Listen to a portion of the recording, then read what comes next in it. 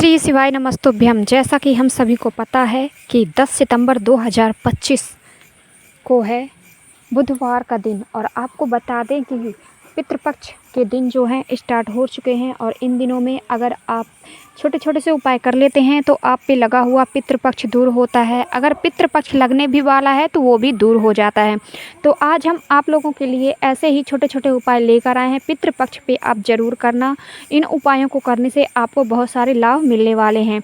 तो चलिए अब हम बढ़ते हैं हमारे उपाय की तरफ। तो वीडियो को लाइक कर दीजिएगा, चैनल को सब्सक्राइब करके जाइएगा, बेल आइकन को प्रेस करना ना भूलें ताकि हमारी वीडियो की नोटिफिकेशन सबसे पहले आप सभी को मिल पाए। तो चलिए हम चलते हैं हमारे पहले उपाय की तरफ। तो देखिए हमारा पहला उपाय है जो आप लोगों के लिए बहुत ही ईजी है, बहुत ही सरल है। इस उपाय को करने से आपकी सभी पितृ दोष दूर होंगे, आपके पितृ आपसे प्रसन्न होने वाले हैं।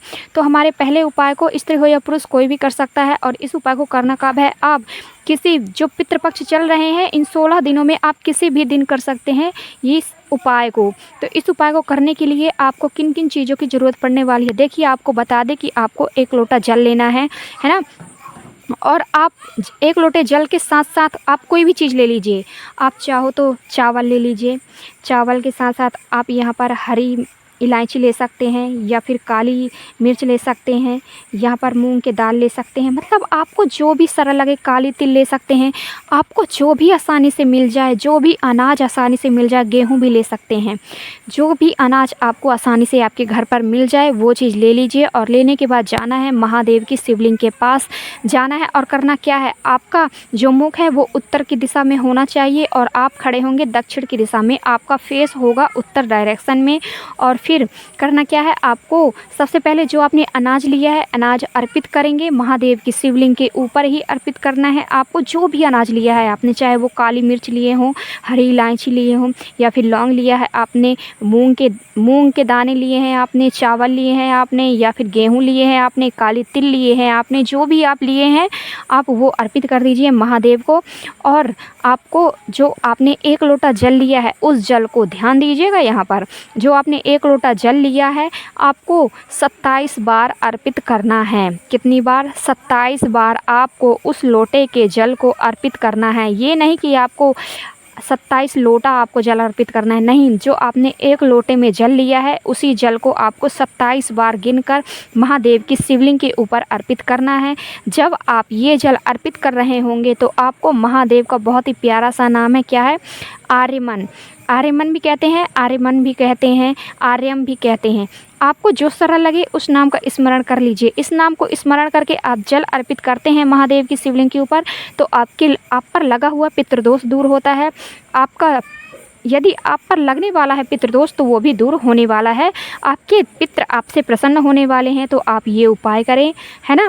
तो चलिए हम बात करेंगे हमारे दूसरे उपाय की तरफ। आई होप आप सभी को मेरा पहला उपाय अच्छा लगा होगा, आपको समझ में आया होगा। अगर कोई भी डाउट हो तो आप हमसे पूछ सकते हैं कमेंट के द्वारा, हम ज़रूर आपके कमेंट का सवाल का जवाब देंगे। तो चलिए हम बात करेंगे हमारे दूसरे उपाय के लिए। तो देखिए हमारा जो दूसरा उपाय है वो भी आप लोगों के लिए बहुत ही ईजी है। इस उपाय को करने से आपके सभी संकट, सारे कष्ट, सारे दुख, सारी तकलीफ़ें दूर होने वाली हैं। तो आपको इस उपाय को करने से आपके जो मनोकामना है वो पूरी होने वाली है। तो इस उपाय के लिए आपको किन किन चीज़ों की ज़रूरत पड़ने वाली है ये आप ध्यान से सुन लीजिए।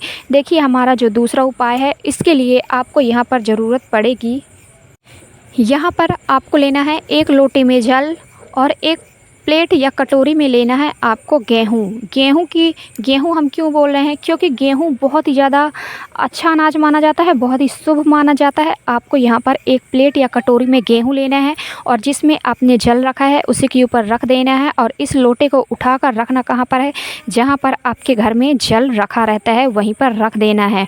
और सुबह दूसरे दिन आपको करना क्या है, जब आप नहा धोकर, है ना, स्वच्छ हो जाते हैं उसके बाद आपको इस लोटे को उठाना है ना। और इस जल को उठाना है, स्वच्छ जल रखना है, ध्यान दीजिएगा। और अनाज को आपको किसी ज़रूरतमंद व्यक्ति को आपको दान कर देना है जो भी अनाज लिए हैं। और फिर इस जल को ले जाकर महादेव की शिवलिंग के पास जाना है। महादेव की शिवलिंग के पास जाने के बाद करना क्या है, इस जल में आपको थोड़ा सा गंगा जल डालना है। गंगा जल डालने के बाद महादेव की शिवलिंग में देखिए आपको पता है कि महादेव का सारा परिवार विराजमान है। तो सबसे पहले आपको प्रथम पूजनीय गणपति जी को जल अर्पित करना है। इसके बाद माता पार्वती के हस्त कमल पर अर्पित करना है और फिर जो भी जल बचता है आप साथ में एक यहाँ पर बेलपत्र भी ले जाएंगे। बेलपत्र आपको माता अशोक सुंदरी के स्थान पर अर्पित कर देना है और जल को शिव जी के ऊपर अर्पित कर देना है। और यहाँ पर आपको महादेव का नाम स्मरण करना है। 27 महादेव के नाम होते हैं। अगर आप लोगों को नहीं पता है ना, कितने होते हैं महादेव के नाम यहाँ पर, अगर आपको महादेव के 27 नाम याद नहीं है तो आप यहाँ पर शिव शिव शिव बोल सकते हैं और शिव शिव शिव बोलते हुए आपको ये जल महादेव की शिवलिंग के ऊपर अर्पित कर देना है। ये आप करते हैं तो आपके सारे कष्ट, सारे दुख, सारी तकलीफ़ें दूर होती हैं और महादेव आपसे प्रसन्न होते हैं। प्रथम पूजनीय गणपति जी का आशीर्वाद भी आपको मिलता है। तो ये था हमारा दूसरा उपाय। तो आप लोगों को समझ में आ गया होगा। मैंने कोशिश की है कि आप लोगों को सरल तरीके से समझा सकूं।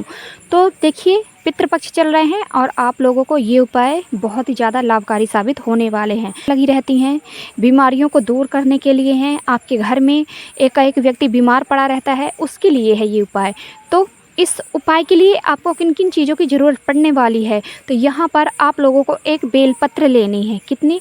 एक बेलपत्र लेनी है आपको और साथ में 1 लोटा जल लेना है और जल के साथ साथ आपको गंगा जल भी डालना है और इस लोटे को और बेलपत्र को लेकर जाना है महादेव की शिवलिंग के पास। आपको यहाँ पर जाना है। सबसे पहले सर्वप्रथम आपको करना क्या है, जो आपने बेलपत्र ली है, बेलपत्र को आपको अर्पित करना है माता अशोक सुंदरी के स्थान पर कुंदकेश्वर महादेव का नाम स्मरण करते हुए। आप लोगों को तो पता ही है, जब भी आप बीमारी के लिए या फिर धन वृद्धि के लिए आप उपाय करते हैं तो आपको कुंदकेश्वर महादेव का नाम स्मरण करना चाहिए।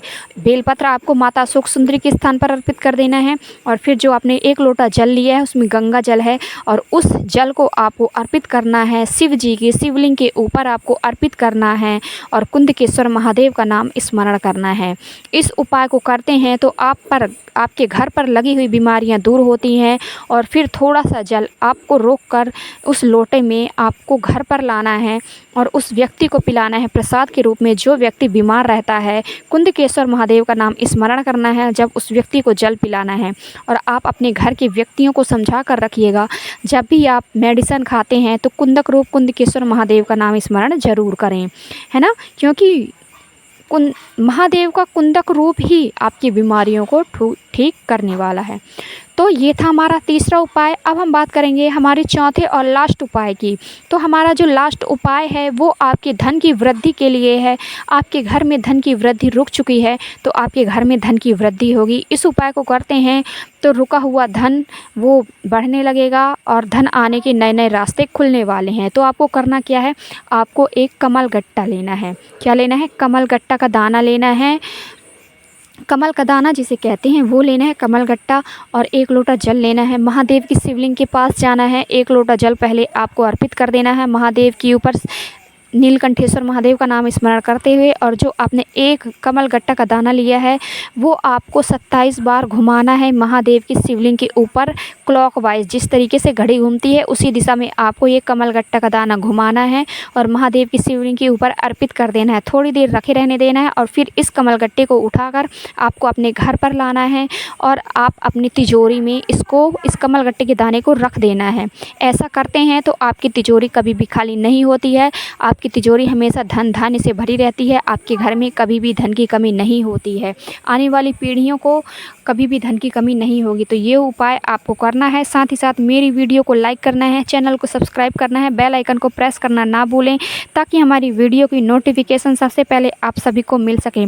तो मैंने कोशिश किया है कि आप सभी लोगों को बहुत ही आसान तरीके से इन उपायों को समझा सकूं और मुझे ये भी लगता है कि आप लोगों को समझ में आया होगा।